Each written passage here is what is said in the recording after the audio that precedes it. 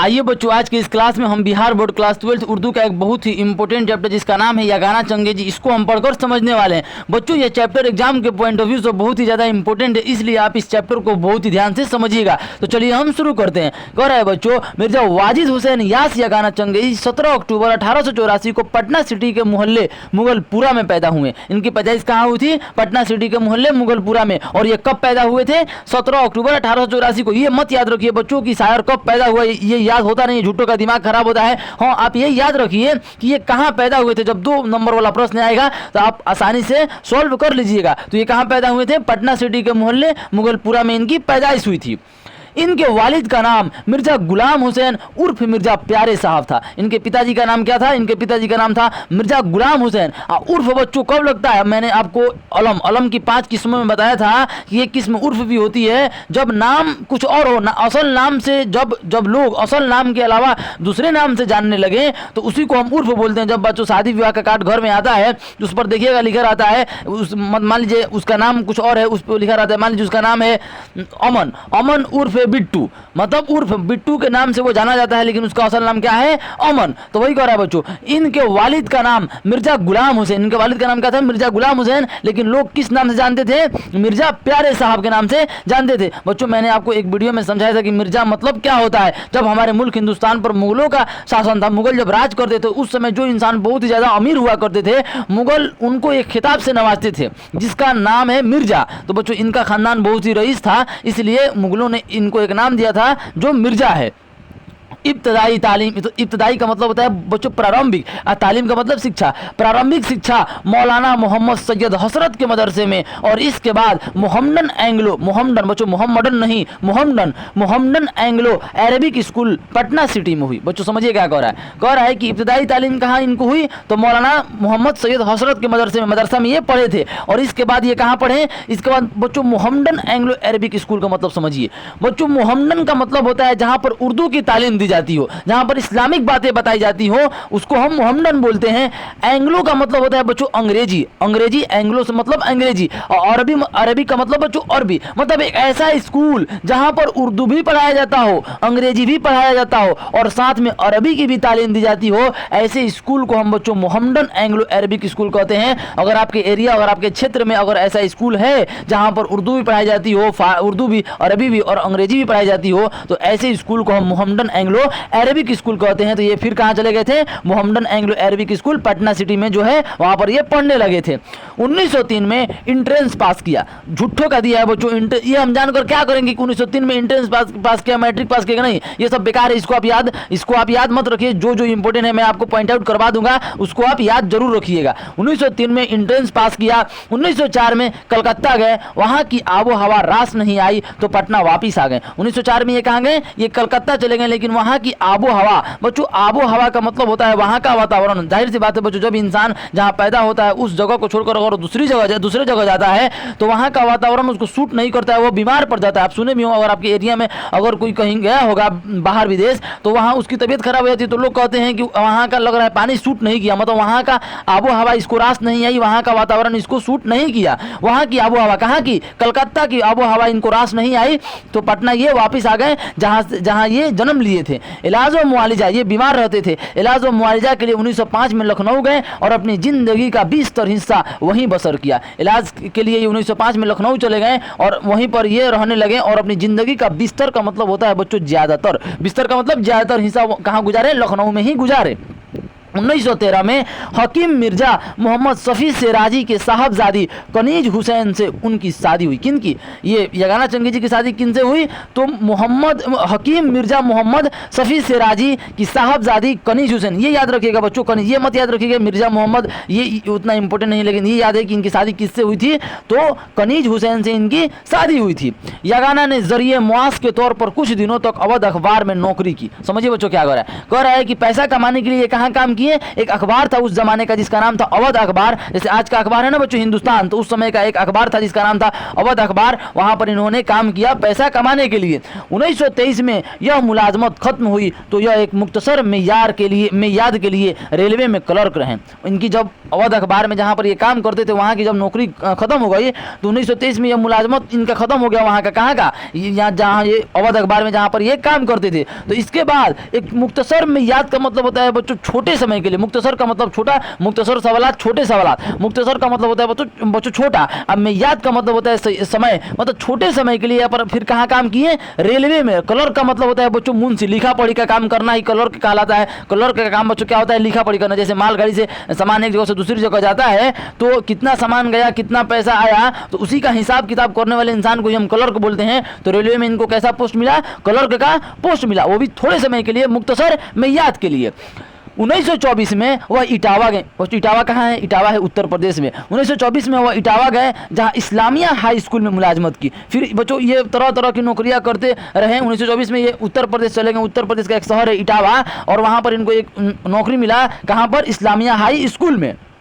1926 में असगर गोंडवी और जिगर मुरादाबादी के हमरा लाहौर आए और मौलाना ताजवर नजीब आबादी के अलमी इदारे उर्दू मरकज़ से वाबिस्ता हो गए। और फिर बच्चों इस्लामिया हाई स्कूल से जब नौकरी वहाँ की भी ख़त्म हो गई तो 1926 में ये असगर गोंडवी और जिगर मुरादाबादी के हमरा का मतलब होता है बच्चों साथ, असगर गोंडवी और जिगर मुरादाबादी के साथ कहाँ आए, लाहौर आए। बच्चों जिगर मुरादाबादी ये फिल्मों में बच्चों गीत लिखते हैं, ये बहुत ही मतलब फेमस बच्चों सॉन्ग राइटर हैं। आपने इनका एक गीत सुना होगा, तूने वो रंगीले कैसा जादू किया, पास से बुला के गले से लगा के, ऐसा एक गीत है बच्चों। तो यही लिखे हैं जिगर मुरादाबादी। जिगर मुरादाबादी के साथ ये लाहौर आए और मौलाना ताजवर नजीब आबादी के अलमी इदारे, इनका एक स्कूल था। अलमी इदारे का मतलब होता है बच्चों जिसमें यहाँ पर तालीम दी जाती है, अलम सिखाया जाता हो। तो एक इनका एक स्कूल था उर्दू मरकज़, उसका नाम था, वहीं से ये वाबिस्ता हो गए, मतलब जुड़ गए, वहाँ पर वो नौकरी करने लगे। कौन, यगाना चंगेजी।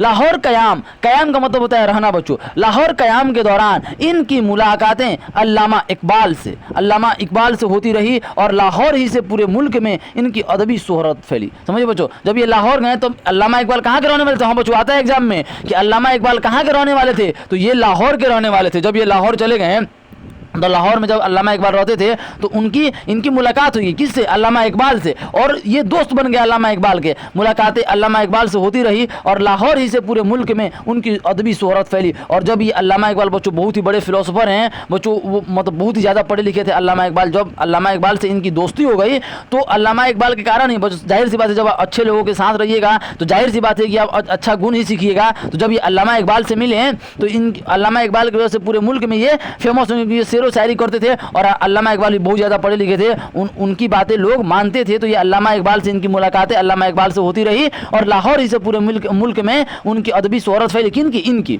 1927 के आखिर में वह हैदराबाद चले गए। यहाँ वह पहले महकमे रजिस्ट्रेशन में नकल नवीस और बाद में सब रजिस्ट्रार हुए। बच्चों समझिए, यहाँ पर कुछ टर्म है जिसे आपको जानना बहुत जरूरी है। 1927 के आखिर में वह हैदराबाद आ गए, हैदराबाद ही आ गए और यहाँ वो महकमे रजिस्ट्रेशन, बच्चों रजिस्ट्रेशन समझते हैं बच्चों, रजिस्ट्री। जैसे आप स्कूल में पढ़ते हैं तो आपका रजिस्ट्रेशन होता है ना, कहते हैं ना कि रजिस्ट्रेशन हो रहा है, पैसा लग रहा है।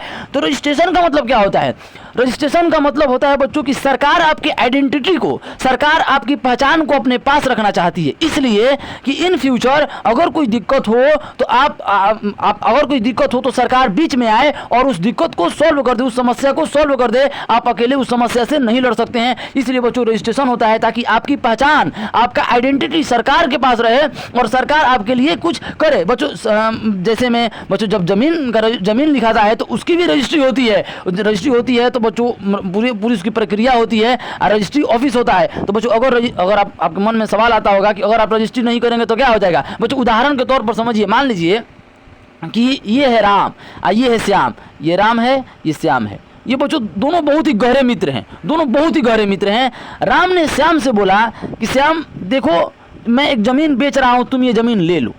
तो श्याम बोला कि भाई ठीक है दे दो मुझे ज़मीन। तो श्याम इस ज़मीन को ले लिया, और श्याम जब बोलता है कि चलो भैया इसे रजिस्ट्री करवा दो, रजिस्ट्री का मतलब ये जो मैं जमीन ले रहा हूँ इसका प्रूफ सरकार के पास भी रहे, तो राम बोलता है कि इतने हम लोग गहरे दोस्त हैं, रजिस्ट्री क्या जरूरत है, रजिस्ट्री करने जाओगे पैसा लगेगा। हाँ बच्चों पैसा तो लगता है, रजिस्ट्री करने जाइएगा अगर जमीन लीजिएगा तो उस पर 10% टैक्स लगता है, याद रखिएगा। जितना का जमीन उसका 10% याद रखिएगा। अगर 3 लाख का जमीन है तो सीधे 50,000 लगता है बच्चों रजिस्ट्री का पैसा, क्योंकि सरकार आपके आइडेंटिटी को ले रही है, रख रही है अपने पास, तो फ्यूचर में अगर कोई समस्या हो तो सरकार उस समस्या को सॉल्व करेगी तो पैसा तो लेगी, तो इसीलिए ज़्यादा पैसा लगता है। तो राम बोलता है कि देखो भैया अगर तुम रजिस्ट्री करवाने जाओगे तो पैसा लग जाएगा और तुम्हारे पास उतना पैसा है नहीं, तो एक काम करो उस पैसा से मेरा जो ये जमीन है वो जमीन तुम ले लो। तो श्याम बेचारा इस जमीन को ले लेता है। अब बच्चों ये तो गहरे मित्र थे, अब कोई दिक्कत नहीं है, इनकी जिंदगी बीत जाती है। जब इनका लड़का हो तब इनका वंश आगे बढ़ता है तो श्याम के पास तो इस जमीन का रजिस्ट्री नहीं है।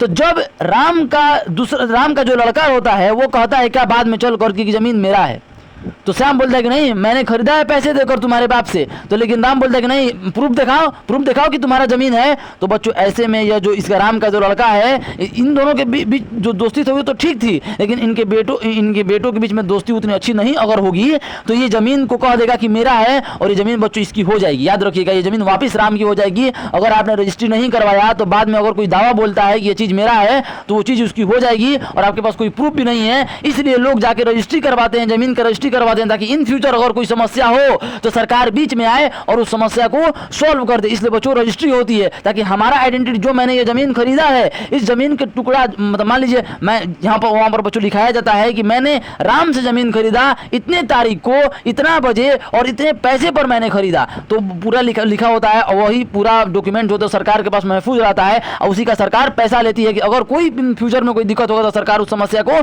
सॉल्व करेगी। तो रजिस्ट्री इसलिए करवाया जाता है। आपका भी बच्चों रजिस्ट्रेशन होता है, आप पढ़ते होंगे तो आपका रजिस्ट्रेशन होता है ताकि आपकी आइडेंटिटी सरकार के पास जाए। तो इसलिए तो बच्चों जब आप एग्जाम फॉर्म भरते हैं, चाहे बच्चों मेडिकल होता है तो पूरे डॉक्यूमेंट लगता है सरकार के पास, आपकी आइडेंटिटी है। इसलिए कहा जाता है कि आप जब आप पढ़ रहे हैं तो आप गलत काम मत कीजिए, नहीं तो आपकी जिंदगी बर्बाद हो जाएगी। इसलिए बच्चों रजिस्ट्रेशन होता है, हर बड़ा काम के लिए रजिस्ट्रेशन होता है। अगर शादी विवाह भी होता है बच्चों तो उसकी रजिस्ट्री होती है।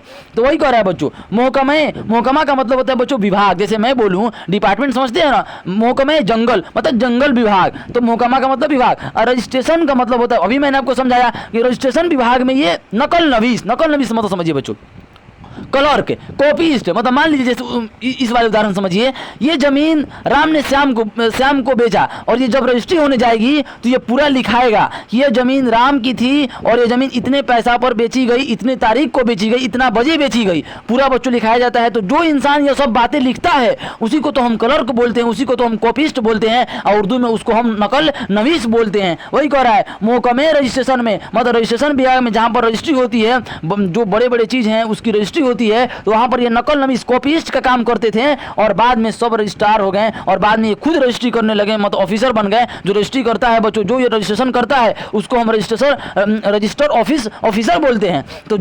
तो बाद में ये रजिस्ट्रेशन करने लगे तो ये बाद में सब रजिस्ट्रार हो गए, ऑफिसर बन गए, ये खुद भी रजिस्ट्री करने लगे। अब उम्मीद करते हैं बच्चों कि आप रजिस्ट्रेशन और सब रजिस्ट्रेशन का मतलब समझ गए होंगे।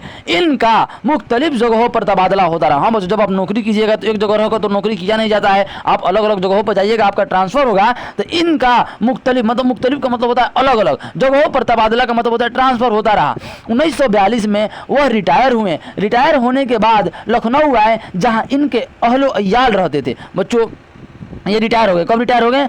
1942 में वो रिटायर होंगे, मतलब उनकी उम्र हो गई, वो नौकरी को छोड़ दिए। रिटायर होने के बाद लखनऊ आ गए जहां इनके अहलो अय्याल का मतलब होता है बच्चों इनके जो मतलब फैमिली था, इनका जो फैमिली मेम्बर थे वो लखनऊ में रहा करते थे और वे अपने फैमिली के पास वापस आ गए। कहाँ पर? लखनऊ में। माली तंगी की वजह से वह बराबर हैदराबाद आते जाते। हम बच्चों जब इंसान नौकरी से सुबकुदोश हो जाता है, रिटायर हो जाता है, तो माली तंगी तो आएगी, क्योंकि उतना तो पेंशन मिलता नहीं, उतना तो पैसा मिलता नहीं जितना मतलब सैलरी का आधा हो जाता है पैसा बच्चों, इसलिए माली तंगी तो होगी। माली तंगी की वजह से वो बराबर हैदराबाद आते रहे। पेंशन के सिलसिला में मुआसी एतबार से वो हमेशा परेशान ही रहे। मुआसी मतलब पैसे की तंगी इनको हमेशा बनी रही। जब बच्चों आदमी इंसान रिटायर हो जाता है तो पैसे की तंगी तो होगी।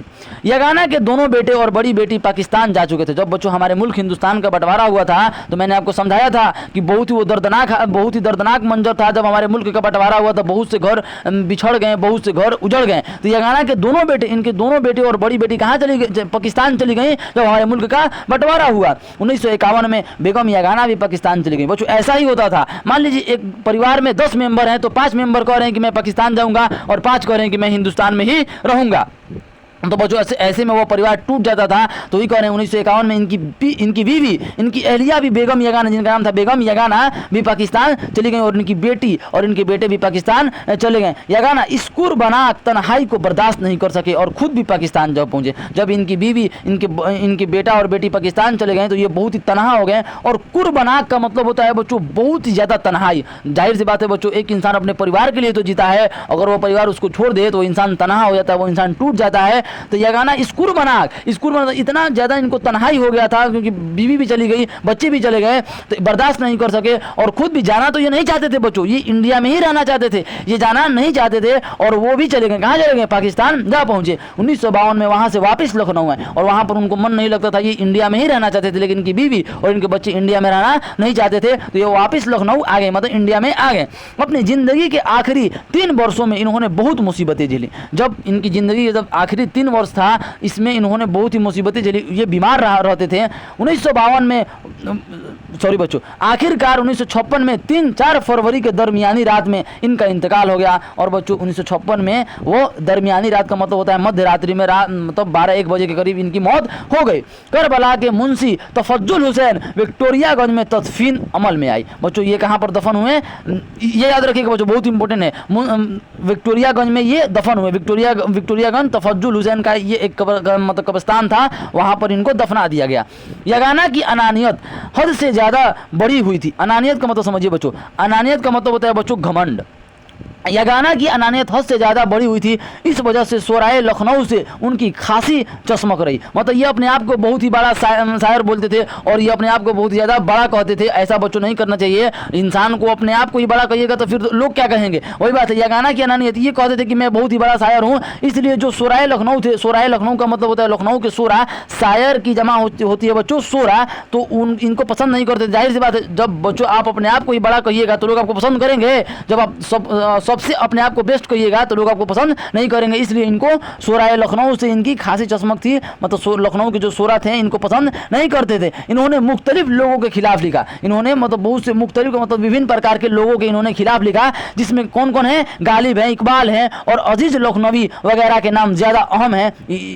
इनके खिलाफ इन्होंने शायरी की। लेकिन बच्चों इनको इकबाल के बारे में नहीं लिखना चाहिए था क्योंकि बहुत ही ज़्यादा पढ़े लिखे इंसान थे, बहुत ही फिलोसफर और बहुत ही दूर तक नज़र रखने वाले इंसान थे अल्लामा इकबाल। यही लिखे हैं, सारे जहां से अच्छा हिंदुस्तान हमारा, हम बुलबुले हैं इसकी, ये गुल सीता हमारा। बच्चों ये ऐसे ही नहीं लिख दिए थे, पूरी दुनिया घूम गए थे अल्लामा इकबाल और तब जाके लिखे थे सारे जहां से अच्छा हिंदुस्तान हमारा। अल्लामा इकबाल ने इनको साथ दिया था, इनकी अल्लामा इकबाल की वजह से ही इनकी शोहरत हुई, इनको शोहरत मिली थी, लेकिन ये अल्लामा इकबाल के ही खिलाफ लिखे थे। दुनिया ऐसी ही है। और अजीज लखनवी वगैरह के नाम ज़्यादा अहम है। निस्तरे यास, अयाते वजीदवानी, तराना और गुंजीना वगैरह उनकी अहम किताबें हैं। ये किताब लिखे उतना इंपॉर्टेंट है नहीं, जो इंपॉर्टेंट है मैंने आपको बता दिया। आइए बच्चों अब मैं इनके द्वारा लिखी गई गज़ल को पढ़ता हूँ। बच्चों ये गज़ल बहुत ही ज़्यादा डीप मीनिंग अपने अंदर लिए हुए है, इसलिए आप इसे बहुत ही ध्यान से समझिएगा। बच्चों गज़ल की जमा गज़लें, इसके मुसन्निफ है मिर्ज़ा यागाना चंगेजी, इनका पूरा नाम था मिर्ज़ा वाजिद हुसैन यास यागाना चंगेजी। आइए बच्चों अब हम शुरू करते हैं। बच्चों इस गज़ल को, इसमें 2 गज़ल है, 1 और 2। इस गज़ल को शुरू करने से पहले सबसे पहले आप ओवरव्यू समझ लीजिए कि यह गज़ल है क्या, किस बारे में दिया गया है। बच्चों यह गज़ल यास यागाना चंगेजी ने दिलो दिमाग, एक इंसान के दिलो दिमाग में जो ख्यालात आते हैं उस पर लिखा है कि इंसान के अंदर बहुत ही तरह तरह के ख्याल आते हैं, लेकिन इंसान का जो संस्कार होता है, इंसान का जो अदब होता है, वह उन ख्यालातों को रोक देता है और इंसान को बदनामी से बचा लेता है। तो उन्हीं सब जज्बात को ये इस गज़ल में लिखें ताकि हम पढ़ें और अपनी ज़िंदगी को बेहतर बनाएं। आइए बच्चों हम शुरू करते हैं। पर अदब ने दिल के तकाजे उठाए हैं क्या क्या, हवस ने शौक के पहलू दबाए हैं क्या क्या। समझिए बच्चों क्या कह रहा है, कह रहे हैं अदब का मतलब समझते हैं बच्चों, संस्कार को उर्दू में हम अदब बोलते हैं। जैसे सलाम, तुम बड़ों को सलाम नहीं करते हो, यही तुम्हारा अदब है, यही तुम्हारा संस्कार है। तो अदब का मतलब होता है संस्कार, जो हमारे माँ बाप ने हमको दिया है, जो हमारे उस्ताद ने हमको दिया है। अदब ने दिल के तकाजे का मतलब होता है ख्वाहिश, दिल की ख्वाहिश उठाए हैं क्या क्या। बच्चों हमारे दिल के अंदर तरह तरह की ख्वाहिशें आती हैं। उदाहरण के तौर पर बच्चों, जैसे मान लीजिए आपको टीचर मारते हैं तो आपका मन किया, आपका दिल किया कि मैं टीचर को कुछ बोल दूं, लेकिन वहां पर बच्चों आपके माँ बाप का संस्कार आ जाता है कि माँ बाप ने हमको समझाया है कि नहीं, टीचर अगर मारता है तो वो आपके लिए मारता है, आपके भविष्य के लिए मारता है, इसलिए टीचर को कभी भला बुरा नहीं बोलना चाहिए। तो वही करें कि अदब ने वहां पर संस्कार, माँ बाप का संस्कार हमको दबा दिया, अदब ने दिल के तक जो दिल की ख्वाहिशों को उठा दिया, भगा दिया कि ऐसा काम आपको नहीं करना है। और हवस ने शौक के पहलू दबाएंगे। समझिए बच्चों, हवस का मतलब होता है एडिक्शन। समझते हैं बच्चों, एडिक्शन किसी चीज की लत लग जाना। उदाहरण के तौर पर जैसे बच्चों आप रील्स देख रहे हैं, आप घंटों अगर रील्स देखते रहे तो बच्चों उसको हम एडिक्शन बोलते हैं। स्मोकिंग का एडिक्शन, फिल्म का एडिक्शन, मतलब किसी चीज को हद से ज्यादा चाहना ही एडिक्शन कहलाता है। एडिक्शन को हम उर्दू में हवस बोलते हैं। तो वही कहना बच्चों, एडिक्शन बहुत ही बुरी चीज है बच्चों। किसी भी चीज को आप लिमिट में रहकर करिए। इस गजल को लिखने का इनका मकसद ये है ताकि इसको पढ़ें और हम अपनी जिंदगी को इंप्रूव करें। तो हवस, एडिक्शन, किसी चीज को बच्चों हद से ज्यादा मत कीजिए। हाँ, रील्स देखिए 5 से 10 मिनट देखिए, लेकिन अगर आप उसी रील्स को 20 मिनट, 1 घंटा, 5 घंटा देख रहे हैं तो बच्चों ये एडिक्शन है, और एडिक्शन बहुत ही खतरनाक होती है। हवस, एडिक्शन ने शौक, बच्चों शौक का मतलब होता है, शौक और एडिक्शन में बच्चों फर्क है। शौक का मतलब होता है वह काम जिसे करने से हमको लाभ हो, हमारी जिंदगी बेहतर बने और समाज में हमारा इज्जत हो, तो वैसे काम को हम शौक बोलते हैं। लेकिन बच्चों हवस, एडिक्शन ने उस शौक को दबा दिया है, शौक के पहलू को दबा दिया है। बच्चों उदाहरण के तौर पर मान लीजिए आपको पढ़ना है, लेकिन आप देख रहे हैं रील्स। पढ़ने से बच्चों आपको मतलब पढ़ने से आप जानकार होइएगा, समाज में आपका नाम होगा, तो बच्चों नहीं। लेकिन हवस, वहाँ पर एडिक्शन, आप रील्स देख रहे हैं तो वह पढ़ाई आपकी छूट जाएगी। तो वहाँ पर क्या किया एडिक्शन, क्या किया, आपके शौक को, आपकी पढ़ाई को दबा दिया। तो वही तो बच्चों कह रहे हैं, अदब ने दिल के तकाजे उठाए हैं, क्या क्या, हवस ने शौक के पहलू दबाए हैं, क्या क्या। एडिक्शन बच्चों शौक को दबा देता है, इसलिए बच्चों एडिक्शन, किसी भी चीज का एडिक्ट आप मत होइएगा। स्मोकिंग अगर हद से ज्यादा करने लगे तो एडिक्शन है। स्मोकिंग बच्चों बहुत ही ज्यादा खतरनाक है। तो हवस शौक को दबा देता है। इसी फरेब ने मारा कि कल है कितनी दूर, इस आज कल में उप से दिन गंवाए हैं, क्या क्या। समझिए बच्चों क्या कह रहे हैं, बहुत ही डीप मीनिंग, हर मिसरा बच्चों डीप मीनिंग लिए हुए, इसलिए आप ध्यान से समझिएगा। इसी फरेब ने बच्चों, उदाहरण के तौर पर मान लीजिए आपको किसी चीज की लत लग गई, एडिक्शन। मान लीजिए आप रील देख रहे हैं और आपकी मम्मी कह रही है कि पढ़ो, पढ़ाई करो। आप बोल रहे हैं कि बस 10 मिनट रुक जाओ, मैं 10 मिनट में पढ़ाई करता हूँ। वो 10 मिनट बच्चों कभी नहीं आएगा। बच्चों मान लीजिए आप रील देख रहे हैं, फिल्म देख रहे हैं और हद से ज्यादा फिल्म देख रहे हैं, आपकी मम्मी बोलती है कि जाओ ये काम करो, आप कहते हैं कि मैं यह काम कल कर दूंगा। बच्चों वो कल कभी नहीं आएगा। आप अपने आप को धोखा दे रहे हैं। जो करना है उसी टाइम कीजिए। इसी फरेब, तो आप, फरेब का मतलब होता है धोखा, तो आप अपने आप को धोखा ही तो दे रहे हैं। आप किसी चीज के एडिक्ट हो गए हैं, किसी चीज का एडिक्शन हो गया है आपके अंदर, तो आप अपने आप को धोखा दीजिएगा। इसी फरेब ने मारा कल है कितनी दूर, और वो कल कभी नहीं आएगा। आप काम को कल पर तो सौंप दीजिएगा, लेकिन वो कल कभी नहीं आएगा। इस आज कल में और इसी आज कल में, इसी कल और परसों में आप बहुत से दिन गंवा दीजिएगा बच्चों, लेकिन कभी नहीं। जो काम करना है उसी टाइम कीजिए। कबीर के दोहे भी हैं, कल करे सो आज कर, आज करे सो अभी, अब पल में प्रलय होगी बहुरी करेगा कब। तो इसीलिए बच्चों जो करना है अभी करो, और किसी भी चीज का एडिक्ट आप मत होइएगा। पहाड़ काटने वाले जमी से हार गए, इसी जमी में दरिया समाये हैं, क्या क्या। समझिए बच्चों क्या कह रहे हैं, इसके माध्यम से लगाना चाहेंगे जी कि पहाड़ काटने वाले, अगर आप अपनी जिंदगी में बहुत ही बड़े काम कर रहे हैं, बहुत ही ऊंचे मुकाम पर चले गए हैं, पहाड़ काटने का बच्चों मिसाल दिया जाता है, एक मुहावरा है, पहाड़ काट रहे हो मतलब बहुत मुश्किल काम कर रहे हो, बहुत बड़े काम कर रहे हो। तो जो इंसान अपनी जिंदगी में बहुत मुश्किल काम करता है, बहुत ऊंचे पोस्ट पर चला जाता है, तो बच्चों उसको अपने आप पर घमंड नहीं करना चाहिए। मान लीजिए आप बड़े हो गए तो आप अपने आप पर घमंड मत कीजिए कि मैं बहुत बड़ा हूं, क्योंकि हर किसी को इसी जमीन में मिल जाना है। यह दुनिया किसी के लिए हमेशा के लिए नहीं बनी हुई है। आप आए हैं इस दुनिया से, चले जाइएगा, इसलिए अपने आप पर कभी घमंड मत कीजिएगा। पहाड़ काटने वाले जमीन से हार गए, लोग कितने भी बड़े काम करें उनको जमीन में ही मिलना है। इसी जमीन में दरिया समाये हैं, क्या दरिया कितनी बड़ी होती है बच्चों, लेकिन जमीन में ही दरिया को समाना है। जब बच्चों अंत में पानी जमीन सोख लेती है ना दरिया का, जब गर्मी का मौसम आता है, तो दुनिया, इसके माध्यम से कहना चाहते हैं कि आप दुनिया में कितना भी बड़े काम कीजिए, लेकिन अपने आप के ऊपर घमंड मत कीजिएगा। बुलंद हो तो खुले तुझ पे जोर पस्ती का, बड़े बड़ों के कदम डगमगाए हैं, क्या का। बहुत इंपॉर्टेंट है बच्चों, ध्यान से समझिए। करे बुलंद हो तो खुले तुझ पे जोर पस्ती का।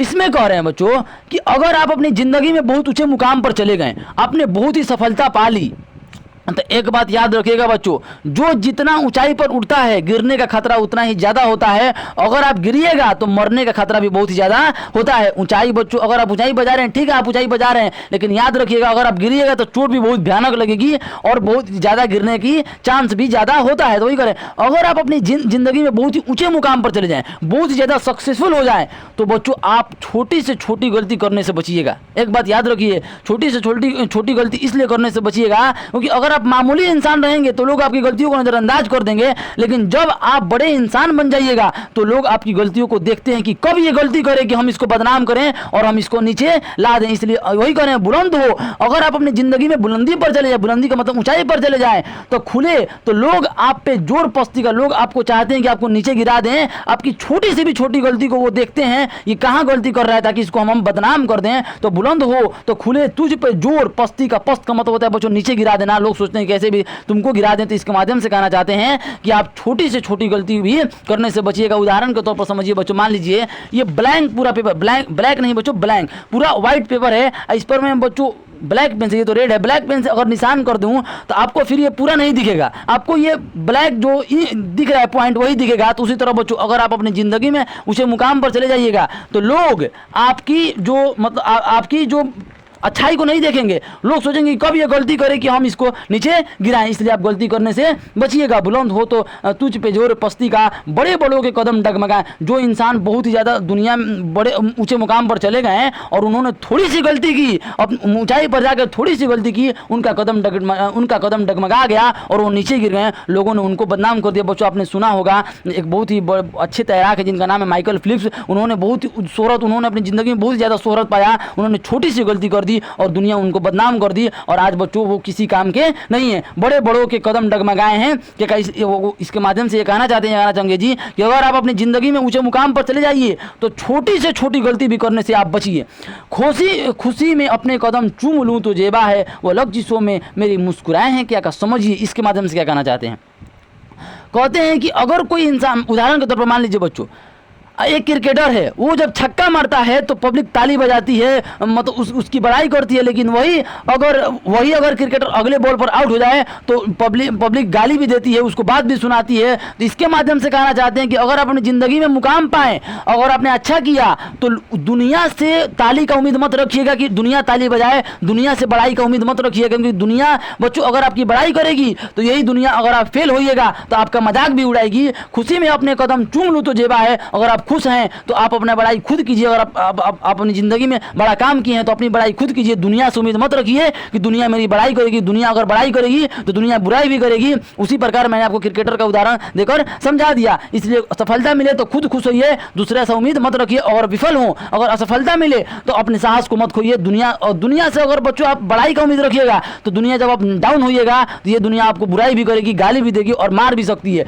वो लग जिसो का मतलब होता है बच्चों मुश्किल हालातों में, वो लग जिसो पर मेरी मुस्कुराए हैं क्या, इसके कह रहे हैं खुशी में अपने कदम चूम लूँ तो जेबा है। जब आप खुश हो तो अपना कदम खुद चूमिए। लेकिन क्योंकि अगर आप मुश्किल हालात में आइएगा तो लोग आपका सहारा नहीं बनेंगे, लोग आपको प्रोत्साहित नहीं करेंगे। इसलिए खुशी और गम में अपने आप में ही मस्त रहिए, दुनिया से उम्मीद आप मत रखिए। खुदा ही जाने ये गाना मैं कौन हूँ क्या हूँ, खुद अपनी जात पे शक दिल में आए हैं क्या। इसके यहाँ पर कह रहे हैं ये अपने बच्चों, इंसान एक बार अपनी ज़िंदगी में जरूर सोच, जब आप अपनी लाइफ में सेटल हो जाइएगा तो मन में ख्याल जरूर आएगा, जब तन्हाई में बैठिएगा, ये आखिर मैं कौन हूँ क्या हूँ, इस दुनिया में मैं क्यों आया हूँ, मेरा मकसद क्या है। तो वही करें, खुदा ही जाने यह गाना मैं कौन हूँ क्या हूँ, खुद अपनी जात इंसान बच्चों जात ही तो है, शक दिल में आए क्या। मैं बहुत कुछ सोचता हूँ कि मैं कौन हूँ क्या हूँ, लेकिन बच्चों इसका एक जवाब है कि you are a lucky sperm. इस दुनिया में आए हैं, कंट्रीब्यूट कीजिए और जाइए। इतना नहीं सोचना है कि मैं कौन हूँ क्या हूँ, इतना बकवास नहीं है। आप 1000 साल नहीं जिंदा रहिएगा, 60, 65, 70 साल की ज़िंदगी है।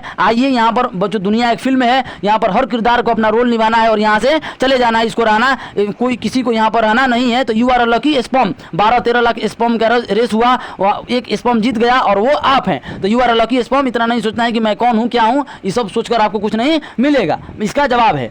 आइए बच्चों दूसरा गज़ल पढ़ते हैं। बच्चों दूसरे गज़ल में ये यगाना चंगी जी बताए हैं कि इंसान अपनी ज़िंदगी में बहुत सी गलतियों को करता है, लेकिन बात यह है कि जब वो गलती को करता है तो मान लीजिए किसी ने बड़ी गलती कर दी तो इंसान अपनी जीने की उम्मीद को छोड़ देता है। अरे भैया, जीने की उम्मीद को क्यों छोड़ेंगे हम, गलती तो इंसान ही से होती है ना। अगर इंसान गलती नहीं करेगा तो फिर वो खुदा नहीं हो जाएगा। तो गलती इंसान ही से होती है, ये गलती इंसान का करना फितरत है। इसलिए गलतियों से घबराना नहीं है और अपने आप पर शर्मिंदगी महसूस नहीं करना है। इस गज़ल में ये हमको समझाएं। तो आइए अब हम पढ़ते हैं। अरे मुझे दिल की खता पर याद शर्माना नहीं आता, पराया जुर्म अपने नाम लिखवाना नहीं आता। कह रहे हैं कि अगर आपने गलती किया गया तो उस पर शर्माइए मत, उस पर आप शर्मिंदा मत होइए, अपने आप जिंदगी जीना मत छोड़िए। गलती इंसान ही से होता है, चाहे वो गलती छोटी हो चाहे वो गलती बड़ी हो, गलती इंसान ही करता है। गलती अगर इंसान ना करे तो वो खुदा हो जाएगा। अपनी गलतियों पर शर्माइए मत। अगर गलती हो जाए तो हाँ भैया इंसान हूँ, गलती हो गया, अगली बार से सुधारूंगा। तो मुझे दिल की खता पर, अपने दिल ने जो खता किया उस पर नाउमीद मत होइए। यास का मतलब होता है नाउमीद मत होइए, शर्माइए मत, बल्कि हौसला रखिए और आगे बढ़िए, गलती को भुलाइए। पराया जुर्म, अगर कोई दूसरा अगर कोई जुर्म करता है तो उस जुर्म को अपने नाम पर बच्चों मत लीजिए। मान लीजिए आपका बहुत ही गहरा साथी है और उसने कोई गलत काम कर दिया तो उस गलत काम को आप अपने ऊपर मत लीजिए, यह सबसे बड़ी बेवकूफ़ी है। तो पराया जुर्म को अपने नाम लिखवाइए मत। जो जिसने गलती किया है उसकी सजा उसको खुद भुगतने दीजिए, उसको गलती सुधारने का मौका दीजिए, ताकि उसको एहसास हो कि गलती का परिणाम कितना भयानक होता है, ताकि वो अगली बार से ये गलती ना करे। तो दूसरे की गलती को अपने ऊपर आप मत लीजिए। तो वही करें, मुझे दिल की खता पर याद शर्माना नहीं आता, पराया जुर्म अपने नाम लिखवाना नहीं आता। मुझे ऐ ना खुदा आखिर किसी को मुंह दिखाना है, बहाना करके तनहा पार उतर जाना नहीं आता। कह रहे हैं कि अगर मैं एक तनहा इंसान हूँ, मैं अकेला इंसान हूँ, मैं बड़ा काम करने से डरता हूँ क्योंकि मेरी ज़िंदगी में बहुत सी मुश्किलें हैं, इसलिए मैं बहाना बना देता हूँ और उस काम को मैं नहीं करता हूँ। लेकिन बच्चों यहाँ पर समझाएं आपको कि अगर ज़िंदगी में कितनी भी मुश्किलें हैं, अगर आपके पास कोई काम आता है तो उस काम के लिए आप बहाना मत बनाइए, उस काम से भागिए मत। क्योंकि बच्चों अगर आप उस काम से भागिएगा तो हमेशा के लिए उस काम से आप बिछड़ जाइएगा।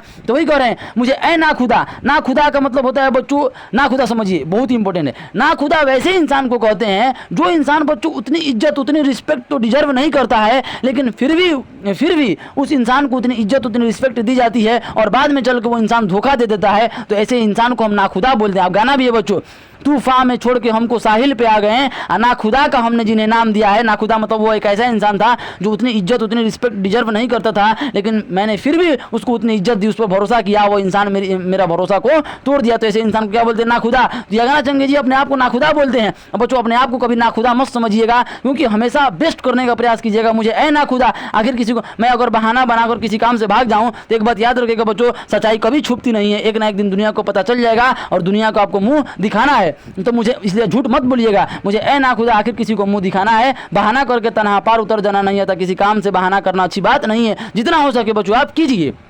मुसीबत का पहाड़ आखिर किसी दिन कट ही जाएगा, मुझे सर मार के तीसे से मर जाना नहीं आता। समझिए इसमें क्या करें बच्चों कि अगर मुसीबत है, मुश्किलें हैं अगर ज़िंदगी में, और उन मुश्किलों से अगर आप भाग रहे काम करने के लिए, मुश्किलें मैं कैसे यह काम करूँगा, तो एक बात याद रखिए बच्चों कि अगर मान लीजिए मुश्किल है और आप जीना छोड़ रहे हैं, मुझे सर मारकर तीसरे से, और आप सोच रहे हैं कि मैं जीना छोड़ दूं, तो एक बात याद रखिएगा बच्चों, इंसान की ज़िंदगी में मुश्किलें आती हैं और मुश्किलें हमेशा नहीं रहती हैं बच्चों। ज़िंदगी एक जैसा नहीं रहता है, रात के पीछे दिन है और दिन के पीछे रात, हालात बदलते जरूर हैं। मुसीबत है तो उसका पहाड़ एक ना एक दिन खत्म हो जाएगा और अच्छे दिन जरूर आएंगे। मुसीबत का पहाड़ आखिर ये समझा रहे हैं और आपको भी बता रहे हैं, मुसीबत का पहाड़ आखिर किसी दिन कट ही जाएगा। इसलिए मुझे सर मारकर तीसरे से मर जाना नहीं आता। अगर मुसीबत है तो ज़िंदगी को जीना मत छोड़िए। ज़िंदगी बच्चों स्ट्रगल है, स्ट्रगल इज कॉल्ड लाइफ। इसलिए बच्चों हमेशा याद रखिए, दिले बेहौसला है एक जरा सी ठेस का मेहमा, वह आंसू क्या पिएगा जिसको गम खाना नहीं है। तो कह रहे हैं कि मैं बहुत अंदर से मोटिवेट तो होता हूँ, अपने आप को मतलब समझाता तो जरूर हूँ, लेकिन क्या करूँ, दिल बेहौसला है। हाँ बच्चों,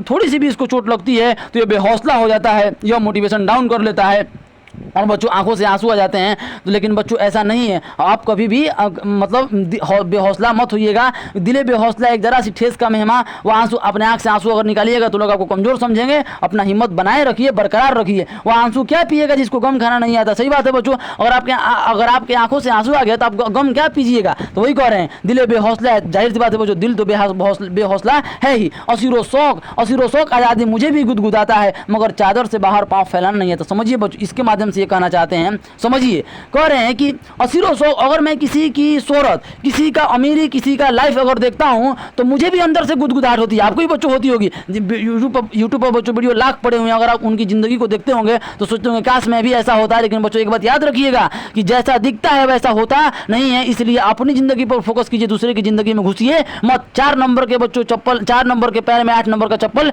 नहीं हटेगा। इसलिए दूसरे की ज़िंदगी से अपनी ज़िंदगी को कंपेयर मत कीजिए। असीरों शौक, दूसरे की शौक, दूसरे की अमीरी को देखकर ऐसा मत सोचिए कि काश मैं ऐसा होता।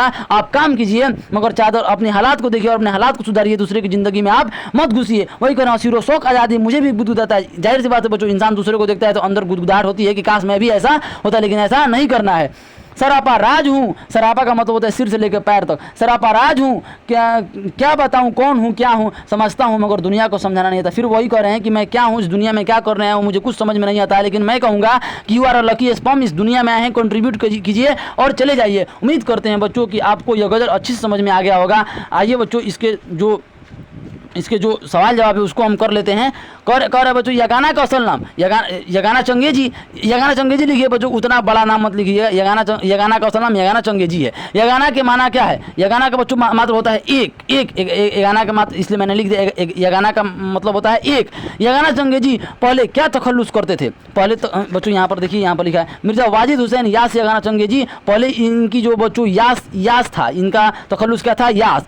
पहाड़ काटने वाले की सलाह किसके लिए इस्तेमाल किया? पहाड़ काटने वाले का मतलब है बच्चों बहुत ही मुश्किल काम करना। मिसरे को दुरुस्त कीजिए, मतलब गलत लिखा गया है बच्चों, इसको दुरुस्त करना है। खता, ये तो बच्चों आप बुक से भी कर लीजिएगा, बुक अंदर देखिए आराम से आप कर लीजिएगा बच्चों। आइए इसमें थोड़ा सा दिया है जिनसियत जाहिर करना, इसको आप जरूर देख लीजिए बच्चों। अदब, अदब बच्चों मुजक्कर है, अदब हमें अदब से काम करना चाहिए। लग्जिस बच्चों मुअन्नस है। शक बच्चों मुअन्नस है। खता बच्चों मुअन्नस है। हौसला मुजक्कर है। आज़ादी मुअन्नस है बच्चों। जात मुजक्कर है। दरिया बच्चों मुजक्कर है, दरिया बह रहा है, दरिया में पानी है। फरेब बच्चों फरेब नहीं करनी चाहिए, हमें किसी के साथ फरेब नहीं करनी चाहिए। फरेब एक मुअन्नस है। जमीन मुअन्नस, जमीन बहुत बड़ी। उम्मीद करते हैं बच्चों कि आपको यह चैप्टर बहुत ही अच्छे से समझ में आ गया होगा। धन्यवाद।